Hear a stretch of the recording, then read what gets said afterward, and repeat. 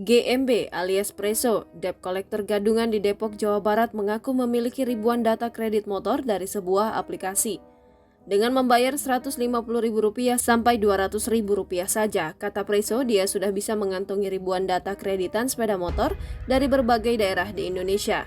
Kendati begitu, ia menolak menjelaskan lebih rinci perihal aplikasi tersebut.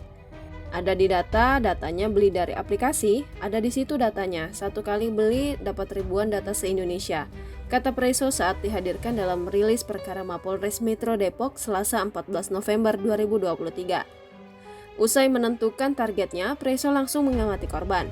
Setelah itu dia menghampiri seraya membawa surat leasing palsu buatannya untuk meyakinkan korban. Seperti yang terjadi pada Oktober 2023 lalu, Preso beraksi mendekati korban dengan menanyakan apakah kredit motor korban telah lunas atau belum. Saat berada di TKP Jalan Raden Saleh pada 5 Oktober 2023, tersangka melihat satu unit motor. Kemudian tersangka mendekati korban seolah-olah menanyakan apakah kredit motornya sudah lunas atau belum, ungkap si Mari-Mari. Setelah itu Preso menyatakan bahwa motor korban harus dibawa ke pool leasing yang berada di kawasan Sukmajaya. Tersangka bersama-sama dengan korban lalu berangkat ke pool leasing sepeda motor bekas tarikan di Sukmajaya. Setelah tiba di pool, tersangka langsung kabur melarikan diri membawa motor korban, tutur si Mari-Mari. Korban yang tidak tahu apa-apa pun bertanya dan menunjukkan surat yang diserahkan tersangka pada petugas pool leasing di lokasi. Namun karena Preso bukan pegawai di sana, petugas leasing mengaku tidak mengenali tersangka.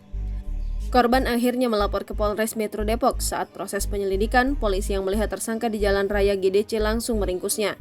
Kemarin kita lihat tersangka berada di Jalan Raya GDC di pinggir jalan, kemudian kita lakukan penangkapan terhadap tersangka dan sekarang dalam pemeriksaan Satreskrim Polres Metro Depok, tutur si Mari-Mari. Download Tribun X sekarang, menghadirkan lokal menjadi Indonesia.